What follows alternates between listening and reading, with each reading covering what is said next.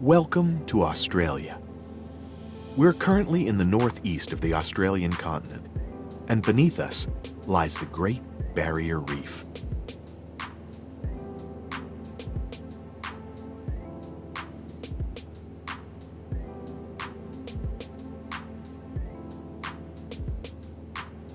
The magnificent clear water stretches as far as the eye can see. Beneath the surface lie the coral reefs that have spread across the entire area. Huge structures already visible from the air. A truly exhilarating view.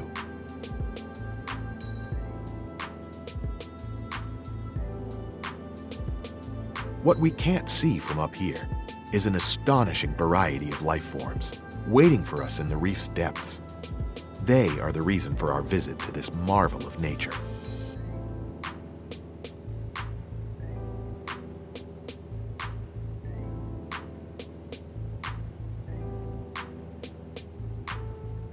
The Great Barrier Reef is the largest coral reef on the globe. It lies by the east coast of Queensland State at a length of about 2,300 kilometers. The total area covered by the reef spans a stunning 350,000 square kilometers.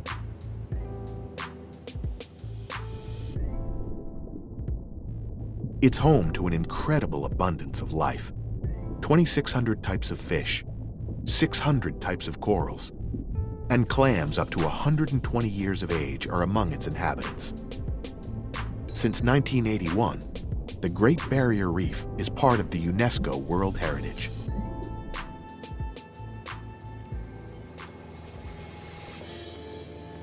We meet with a true veteran of the Great Barrier Reef, a man whose life is deeply connected with the reef now for over 40 years, the American-born John Rumney. In 1974, I came here to Australia to experience the Great Barrier Reef. I didn't really know. I'd read about it in National Geographic and books, and came up the coast and in fact went out of Cairns to Green Island. And that was the only tourism. There was no, everything you see today, the $6 billion industry, 60,000 people, none of that existed. It was just a few fishing boats and this one ferry that used to go to Green Island. And got there, jumped off, and it was amazing, mind-blowing. The dance of life, the next hour that you're in the water, you will see more animals than you will the rest of your life. I had done snorkeling when I was like 11 or 12, like first time, and I think that was my change of life, because it went from being just generally loving animals, snakes, lizards, crocodiles, things like that, and all of a sudden once you were in the water, then it was 3D. It was, you know, in your face, and so much more being in nature in a forest or in the mountains. When you jump in like a barrier reef, coral reef, it's just hundreds of things and thousands of them. Once we start diving below the surface, we have to agree with John Rumney. It's overwhelming just how colorful, alive, and densely populated the reef happens to be.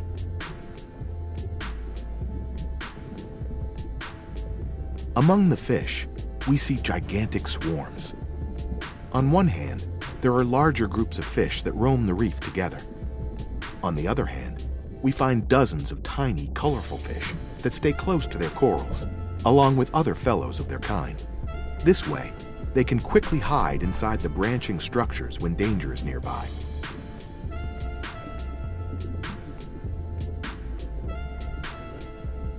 Of course, the corals themselves are a feast for the eyes. With over 500 different species that inhabit the reef, the corals impress with countless forms and stunning colors.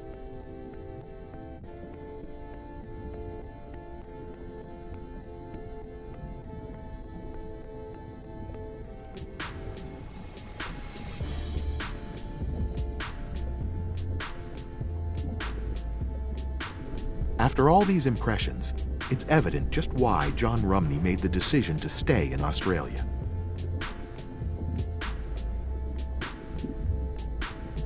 He started out in the fishing industry and later went on working in tourism. During this time, he made use of every opportunity to snorkel and enjoy the enchanting act that presented itself underwater. This way, he experienced the spread of tourism firsthand. In present day, it's an industry that employs over 60,000 people at the Great Barrier Reef alone and makes annual sales in the billions.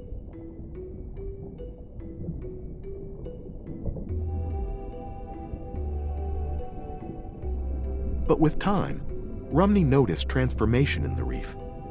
Throughout the years, a grave problem began to appear that now turned into a threat to the rich diversity of species in the Great Barrier Reef.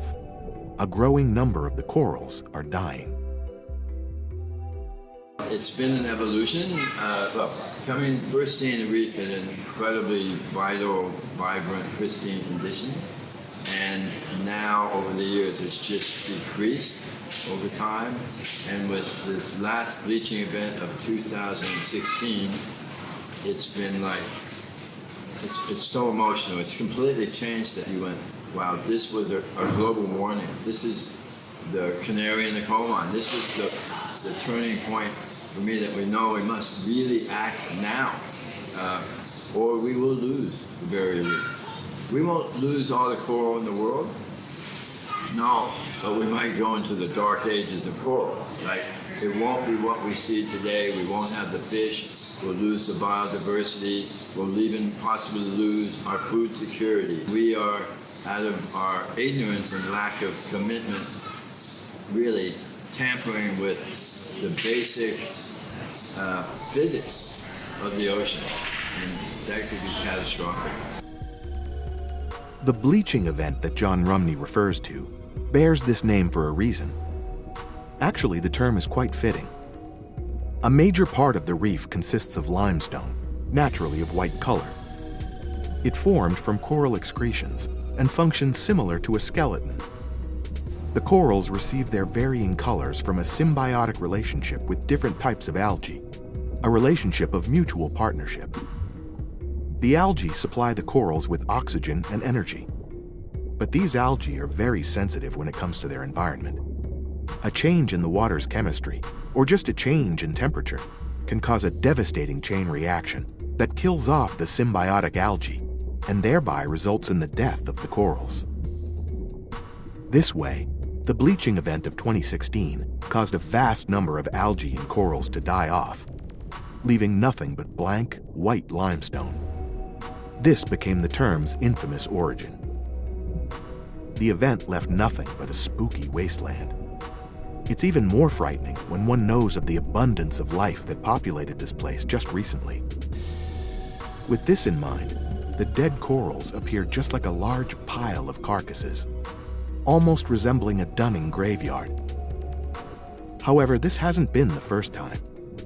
Between 1985 and 2012, the total coral covering of 28% shrunk by more than half of that amount, to an alarming 13.8%. Further drops ranging from 5 to 10% over the next 10 years are thought to be inevitable, caused by humanity's emission of carbon dioxide.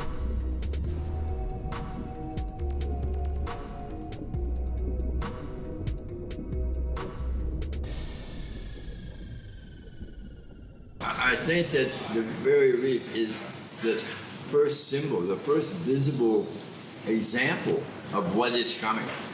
Like, yes, the corals are sensitive to temperature, so we've had a definite temperature rise due to the CO2 emissions.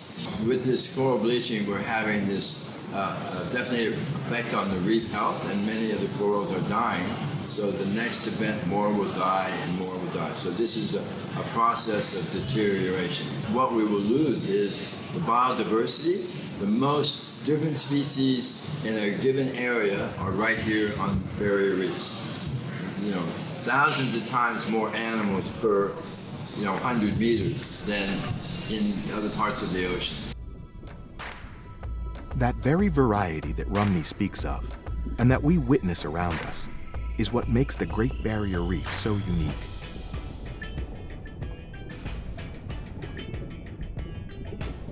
But where does this variety come from in the first place?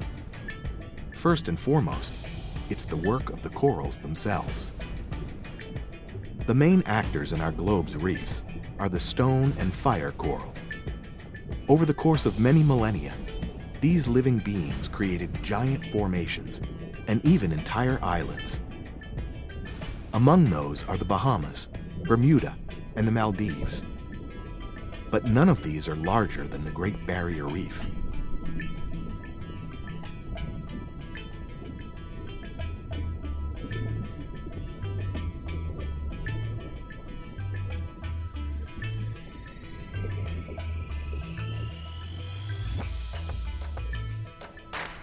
Corals even compete with us humans as the constructors of the largest connected structures on our planet.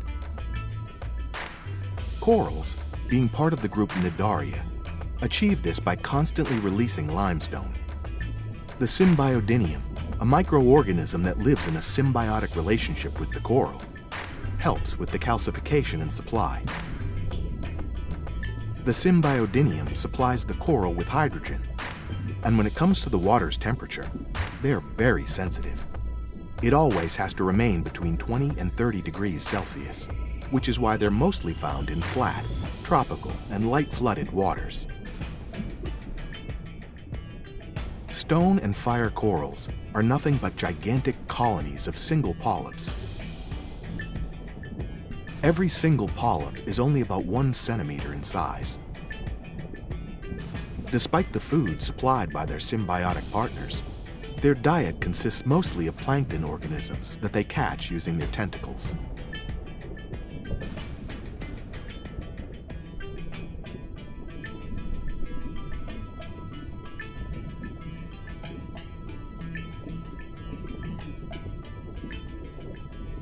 Fire corals are named after their stinging cells, which they can use to break through the human skin and inject a painful poison. The symptoms are similar to those of touching poison ivy, where the pain can last from 2 days to up to 2 weeks. The injuries can even lead to scars that sometimes remain visible for a lifetime. Divers should be especially careful not to make the common mistake of confusing a fire coral with seaweeds.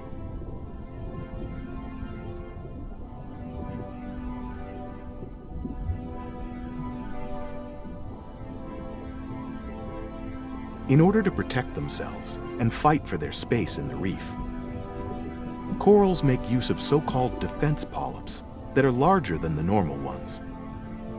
They can use them to inject a poison into the opponent's tissue, thereby destroying it entirely.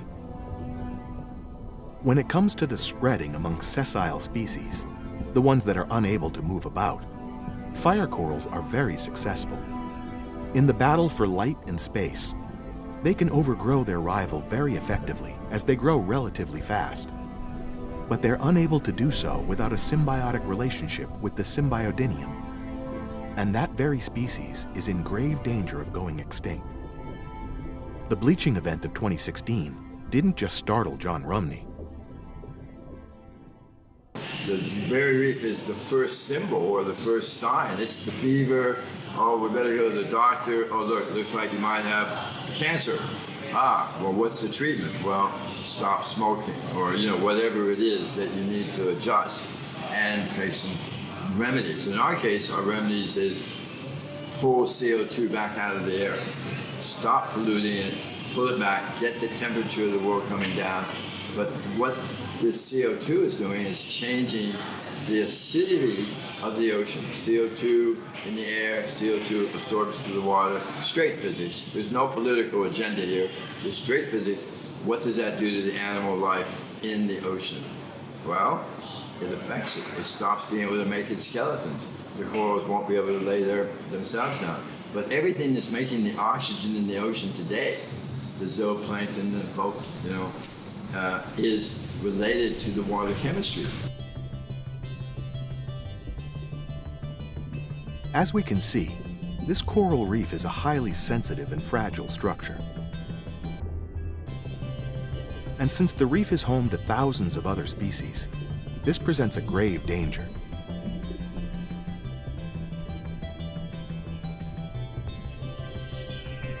Their branching structures don't just offer protection to other creatures.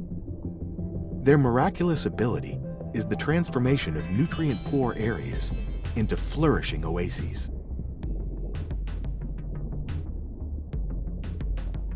Some species, such as the triggerfish, are specialized in eating corals.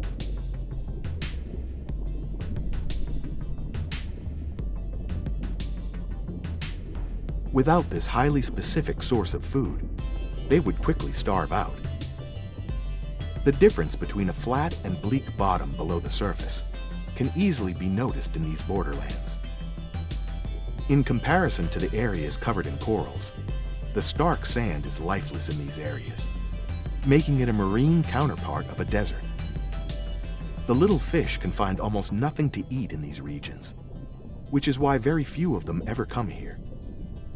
And when there's no little fish, the larger carnivores can hardly find anything to eat as well. The white-tip reef shark is one of those. But for us, it's a chance to take a closer look at this creature. The white-tip reef shark is a comparatively smaller shark from the subspecies of the requiem sharks. Its typical body length measures 1.6 meters when fully grown.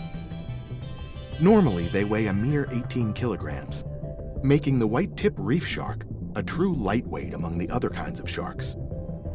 A great white shark can weigh up to 3.5 tons, making it almost 200 times as heavy.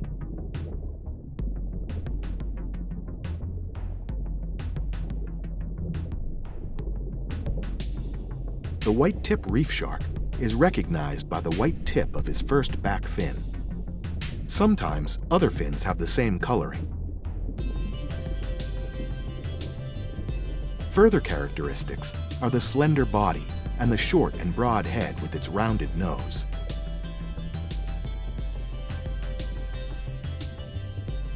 As its name suggests, this shark lives almost entirely near coral reefs.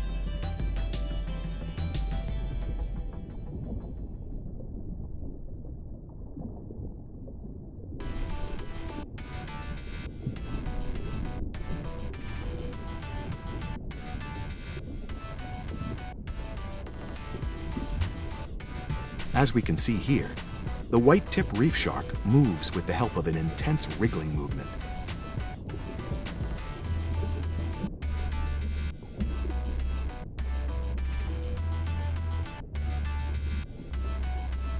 In contrast to the other types of requiem sharks, he can remain on the sea floor for long periods of time without making a single move while pumping breathing water through its gills. This almost makes it look as if the shark is taking a rest in the cozy sand. This impression grows when other fellow white-tips join him by his side, which happens on a regular basis.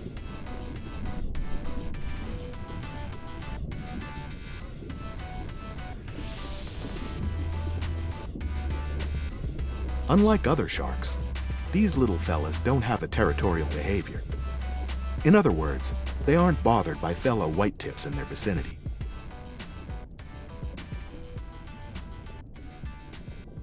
White-tip reef sharks are loyal to their area. Single individuals remain in the same part of the reef for months and years, or they return after short trips. It's rare that they swim across longer distances and find a new place to settle down. That's why their neighbors are of great importance to the white-tips, and John Rumney wishes that we humans would take that into greater consideration. As an individual in your house, in your apartment, you're not allowed to put your waste in your neighbors. But it's okay if industry does it. It's okay if we collectively do that because it's not really visible.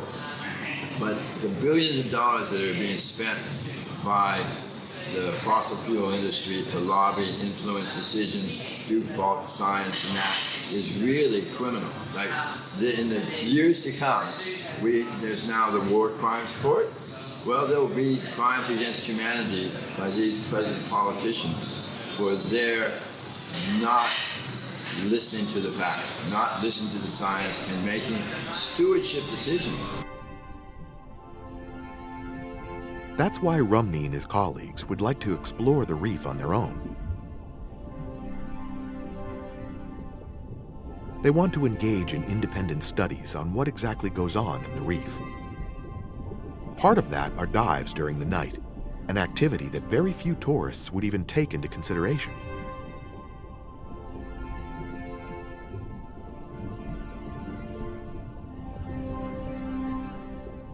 However, it can be highly interesting to look around the reef at night. The first thing that one can notice, most of the fish are gone. They hide in the reef, and many of them have their own familiar places to which they return again and again. No wonder, as dozens of nocturnal predators happen to roam the reef.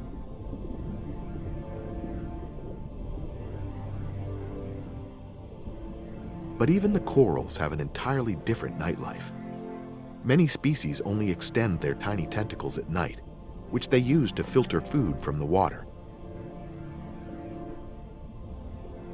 They are also fed by the symbiodinium, but at night, their tentacles help them acquire additional plankton from the water.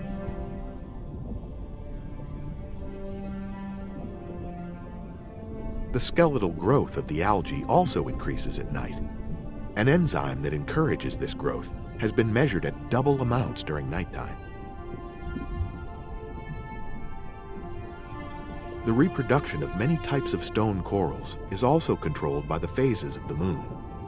But that's only one element that makes it a complicated process among these creatures. Most types of soft corals are male or female, but there are exceptions that can be hermaphrodites, meaning that they are both. Depending on the kind, there are two ways of reproduction among corals. In the first and most common way, egg cells and sperm are ejected into the water, where they meet and fertilize. However, the chance of a successful fertilization is very slim. That's why the act has to be well coordinated and perfectly timed. Once the corals are successful, the developed larva starts its life in a planktonic way, as it floats motionlessly through the water. Only when it reaches a reef does it settle down and convert itself into a founding polyp of a potential colony. Another way of reproduction among corals is the sole ejection of sperm. It then fertilizes an egg cell that remained with the polyp and hasn't been ejected. The larva is given away into the water after days or even weeks. By that time, they're already prepared for their transformation into a polyp. As we can see, dozens of things can go wrong in the reproduction process of corals, but that's nothing compared to the problems that other species face as a result of human influence on the seas. The experts on the Great Barrier Reef agree that something has to be done, and it has to be done urgently. Don't just do business as usual. Think. Start thinking. Because right now we don't see the symptoms. We're just getting the fever. We're just starting to have maybe the coughing in the lungs. So what are we going to do? What's our medical treatment? Well, stop putting CO2 in the air. Find ways of pulling CO2 out of the air. Just manage. We're the ones. Our standard of living, our air conditioning, our heating, our cars, our luxury, all the science that we have and we're spending is really part of the problem. Of course, our technology doesn't only have a negative effect, and that counts for the reef as well. After all, it helps us in our research of these underwater worlds. And as Rumney has said himself, it's important to interest people in the reef and sensitize them to its problems. Electronic media can be of great help in this matter, which is why we continue our journey through the wonder world of the reef. Another stunning phenomenon that we witness are fish swarms.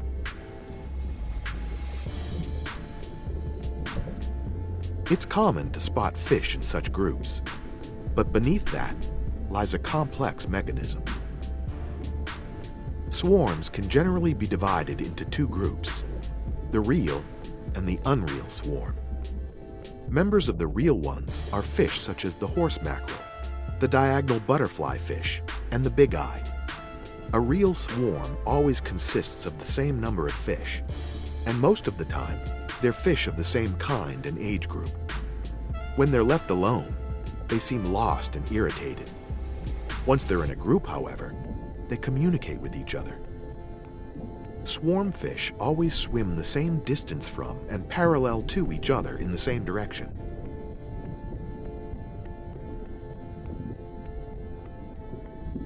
The fish often have a silver coloring, which enables them to shine and blink in their maneuvers, thereby irritating approaching predators.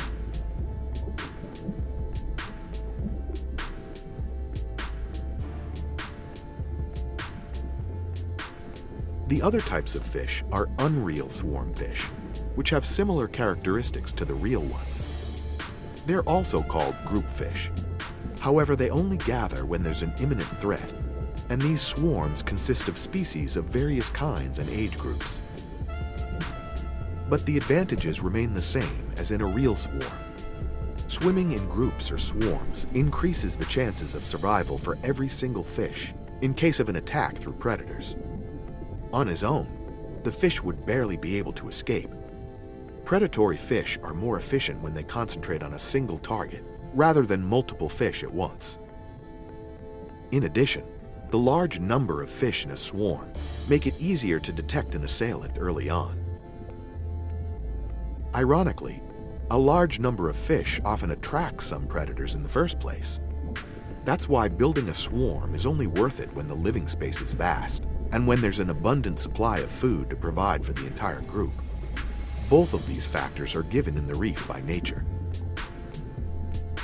Additionally, swarms are a great advantage when on the hunt. With the help of cunning hunting techniques, such as the skillful surrounding or chasing, the prey is hunted down faster and easier. Here we can see a swarm of barracudas that make use of this technique. In some areas, divers fear these predatory fish even more than they fear sharks. Some types of barracudas can grow to sizes of up to 1 meter, and their big fangs can cause considerable damage. Fully grown, barracudas usually turn into rogues. But when they're still young, they travel in swarms to increase their chances of survival.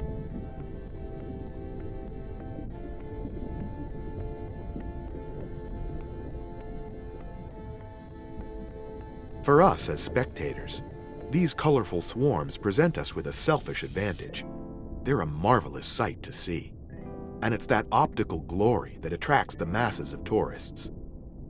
But their presence in these areas is not just a blessing, as they present this ecosystem with an ecological problem. Tourism is, definitely an issue, but if people don't care, they won't do anything about it. So the more we can harness the passion of someone that's seen the reef and experienced the bounty of nature, then the more likely they will go home and make more appropriate decisions. So it's very important to have the interpretation and the explanations on the boats. We basically created research/ecotourism before it was even a word, and we would do expeditions. So we harness the tourist dollar to fund research and conservation, and we've been doing that since '95. So there are standards, there are improvements. We still burn diesel fuel, but we then figured out, and we were the first commercial vessel to use recycled fish and chips oil to run our boat. It's not that simple, but certainly if everything that is the plug-in economy, everything in every home and every industry is clean, that's a really good start. John Rumney's passion is fueled to this day by his experience in the 1970s. In present day, experiencing the reef's entire glory and variety is only possible in our fantasy, a glory and variety he saw before his eyes in reality. By making use of a color filter, we can revive the atmosphere from the past, because these memories slowly fade out, just like an old movie filmed in Super 8. Of course, many of the species Rumney saw back then can still be seen today. One example is this trumpet fish.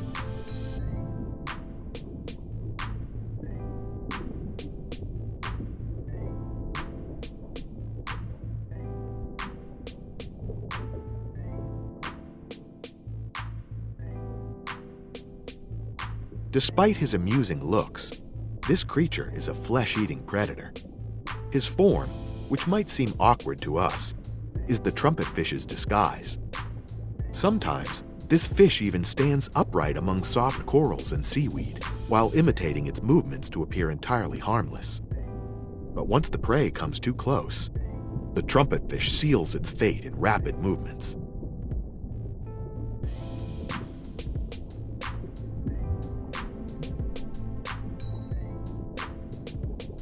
The triggerfish and the filefish, who are far relatives of blowfish, are more calm in their way of life. They have a very stable jaw, which they can use to tear off stone corals and gnaw at them, as we can see here. But not all the species were as lucky as the triggerfish or the trumpetfish. Since the 1970s, many life forms have been lost due to the decay of the reef.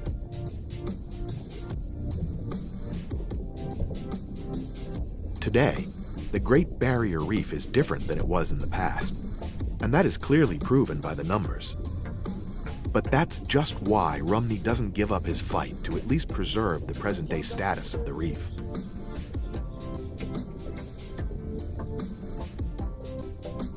He doesn't object to tourism, as he doesn't want to keep anybody from visiting and experiencing the reef. But it's just that experience that he wants to keep from going extinct. Currently, it seems as if future generations won't have anything left of this beautiful reef. That's why his approach is to explain the issue to as many visitors as possible, and thereby sensitize them to the reef's problems. Because it's not only the large companies and governments who are important in averting the imminent danger. We can all play a small part in protecting the reefs. So everybody can do little things, but like yourself, everybody can start to look and go, how much can they afford to do carbon offsets? Myself and the Great Barrier Reef Legacy are involved with the pilot program of creating the most intensive carbon sequencing experiment, because a normal forest that you would plant with trees is there's one, and every 3 to 5 meters there's another tree, and in 100 years they grew this big, etc. So that's positive, but that's very slow. Whereas we've been doing experiments to create the absolute most intensive carbon forest that will be 80 to 90% carbon cubes of 10 square meters, 20 square meters. And that can accelerate the carbon absorption hundreds and hundreds of percent. So this is a bit subtle, but once there is a price on carbon, if it's around $10 or more, then the sugarcane industry, farmers, may make more money with less work by bringing carbon in. And that is the solution, because we not only have to stop what we're doing, we have to pull back immense amounts in order to get a stable temperature. And we have two major threats. The biggest, even identified by the Great Barrier Reef Marine Park Authority, is that the climate change, the CO2 emissions, is causing an increase in temperatures, and therefore will affect our reef. The second, and what has been going on now for 100 years, is the agricultural runoff, which is the fertilizer, pesticide, silt going out, smothering the reef, changing the chemistry of the water, supporting an increased boom in crown of thorns starfish, and therefore they're eating the reef. I think what we need to do is invest in the science for best practice, and then what are the carrot and sticks to implement best practice. If we as a society want to save the Barrier Reef, then we should help the farmers get there. It's not their fault. I mean, they've been doing this for 100 years. So if now it's important to do, we should make it financially viable for them to do that. Just like the many different fish, corals, and other species cooperate in maintaining a functioning ecosystem, we humans should work together in order to preserve this variety.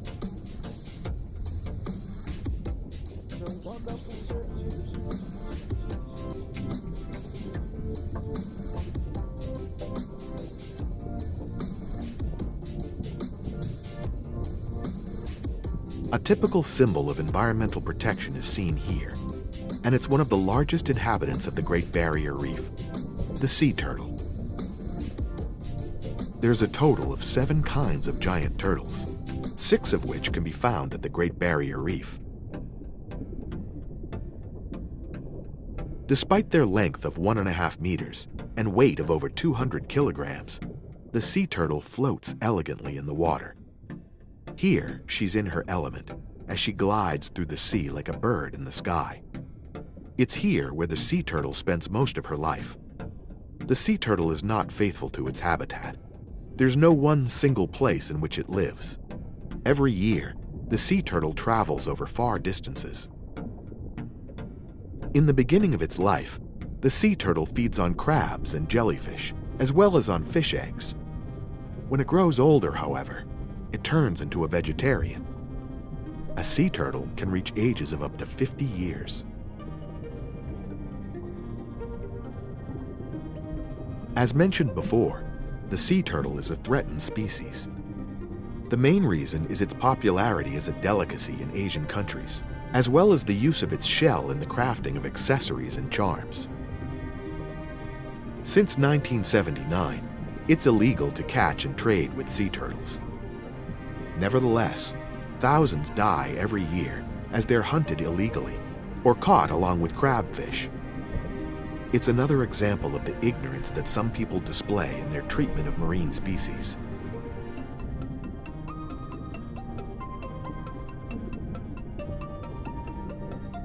It's this very behavior that John Rumney denounces, as he wishes that people would have more respect for their environment and would start to give it more thought. If that doesn't happen, the condition of these breathtaking reefs and its sympathetic inhabitants will worsen significantly. Australia is now leading the world in being, arrogant and really, really stupid in trying to, because they are listening to their fossil fuel industry lobby groups and really making decisions based strictly on that.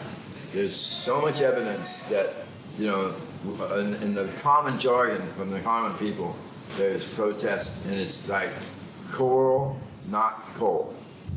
All right? Keep the coal in the ground, and we have a chance.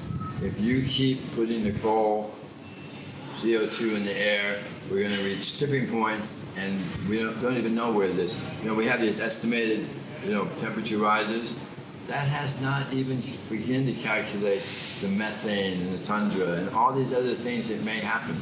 And they huge areas of Africa and the Middle East and Australia will be uninhabitable with 4 to 6 degrees more centigrade in temperature. So that's where we're heading. That is business as usual. For many years now, Rumney has been actively engaged in the protection of the reefs. That's why he can be considered a trooper or even a veteran of the reef. But among the inhabitants of the reef, there lives someone who's a real old-timer, in the literal sense of the word, the giant clam. Giant clams can reach an age of up to 100 years. Their tough, enduring shells, which remain well after they pass on, can grow even older. The great giant clam is the largest of all known species of clams. They can reach lengths of up to 140 centimeters and a body mass of up to 400 kilograms. All giant clams live in the Indo-Pacific region and populate coral reefs. They live together with symbiotic algae that live in their lips and provide the clam with food and oxygen. For quite some time now, giant clams are a threatened species due to overfishing and pollution. That's why they're now under species conservation. There are attempts to conserve this species by aimed breeding. As giant clams can form large pearls, they are often subjects of myths and legends. Sometimes they're called murder clams, as they supposedly snap for divers and other species and keep them from escaping the depths of the sea. In reality, the closing movement of clams is very slow. The enormous diversity of species in the coral reefs brings up new discoveries on a regular basis. Despite the many fish that we're familiar with, we find out just how complex and interesting corals are, as they're very different in comparison to other life forms. But in their many different forms and colors that can be observed in every part of the reef, they're not alone in their eccentricity. Here we have another obscure life form, similar in its color to these bluish corals. A starfish. This creature appears in the form of a 5-armed figure. The arms can almost remind one of a bunch of sausages, but they can also have the appearance of a traditional star with 5 straight ends. Or it can be so round that it almost looks like an urchin that lost all of its needles. Many starfish can reproduce lost limbs when they're torn off by other fish, or they can drop them for their protection. Far relatives of the starfish are the sea cucumbers. At first glance, one might not even recognize them as an echinoderm, a life form with needles growing from its skin, as they don't have the usual 5 straight ends. The muscular and elongated body has an opening for a mouth at its front end, surrounded by 5 rows of tentacles, a characteristic that gives insight to its relation to other life forms. Instead of a skeleton, the sea cucumber has a strong hose of muscles, consisting of ring-lengthwise musculature. This sediment-eating kind, which we see here, crawls across the seafloor and thereby gathers the sediment that contains organic components. Those parts that the sea cucumber can use are digested, while the indigestible mineral sediment is excreted. That's why these sea cucumbers can also be called the vacuum cleaners of the sea. They help in keeping the reef clean and tidy. Even though they're not a pretty sight to see, sea cucumbers have interesting characteristics, as well as an important task in the reef that isn't evident on first sight. If we as humans want to understand these relations, we have to conduct further research. Even at the Great Barrier Reef, not all of its species are yet known to man. In fact, every time we do a research expedition with experts that know a certain thing, we find new species. So we're potentially destroying it before we found half of what's there. With the latest bleaching, we have definitely knocked off a majority of certain species of corals that are in the shallows. Now, there are sink reefs that are deeper, that are farther away, that can receive these if the conditions come back to normal. In the 100,000 or 200,000 or million-year view, the corals are going to be fine because we'll be gone, and those cycles will regenerate. It may even take millions of years for it to go through the Dead Sea, acid oceans, to then come back. We've done it millions of years ago, and we'll do it again. But for us to enjoy the Barrier Reef and eat fish, to do what we enjoy doing on the reef, but reefs worldwide, then I would say we are definitely heading that way. WWF has estimated that something like from 50 to 120 species are lost per day on the planet. These numbers are more than unsettling, as they show that even the greatest variety of species can shrink to just a number of specimens in the shortest amount of time. A great example for a multivariant species are the groupers. These cozy-looking fish make up a family of more than 160 different types. The giant grouper is one of them, one of the biggest fish ever discovered in the reef. He can reach sizes of up to 2 meters. Most types, however, reach sizes between 20 and 80 centimeters. They're easily recognized by their prominent jaw and their seemingly big lips. Their back fins reach all the way from their head to their tail fin, and sometimes they even have spikes on their upper part.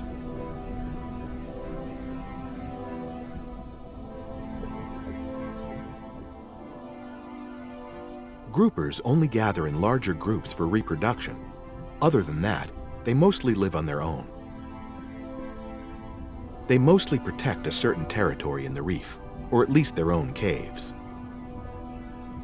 And about caves, the many caverns and hiding places in the reef are a great advantage of this habitat. Even larger types of fish enjoy the protection of these limestone structures. sometimes even in larger groups as we can see here. Because it's not only the groupers that place great importance on their very own cave. A creature that is especially serious about the protection of its home is the moray. This creature, looking similar to a snake as it doesn't have any fins, has a very sharp set of teeth, forcing intrusive divers to be careful with their fingers. And the Great Barrier Reef, with its vast coral reefs, offers the perfect hiding place for these creatures. Depending on its size, a moray can have multiple hideouts that may lie apart for up to 200 meters. Smaller types of morays almost never leave their home and only hunt inside their caves. Larger morays are also faithful to their homes and only leave it for reproduction purposes or to go on the hunt for prey.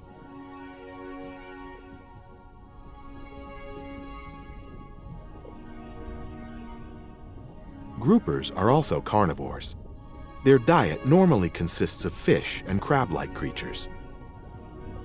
In order to catch their prey, they rapidly open their mouths, thereby creating a pull that sucks incautious fish and crabs straight into their mouths.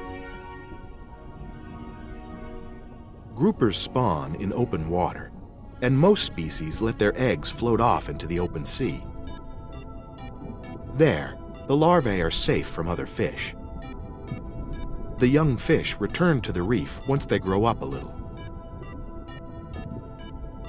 Therefore, the groupers are another highly diverse species whose way of life depends entirely on the reef, just like with most of the species that live here.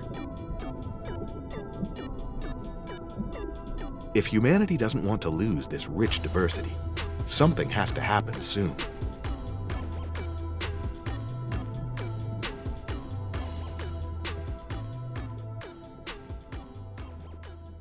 Don't just do business as usual. Think.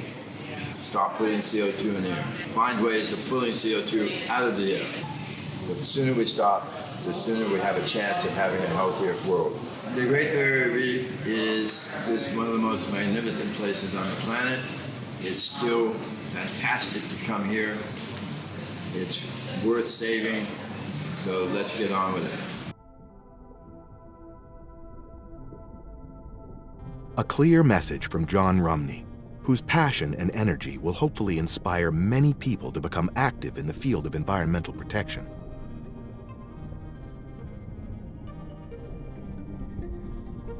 But the most convincing plea comes from the reefs themselves. Beaming with all of nature's splendor, they're a symbol for life on Earth.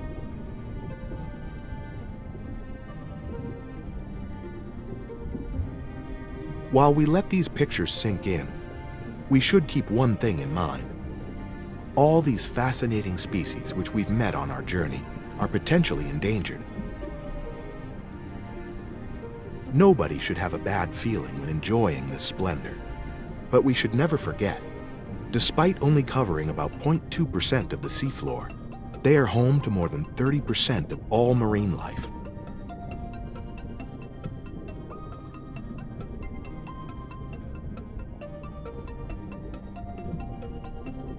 Every little thing we can do throughout our day to reduce our emissions of carbon dioxide is of great importance. This way, we can preserve the splendor of the Great Barrier Reef for future generations, who will be able to enjoy it with the same awe as we do now.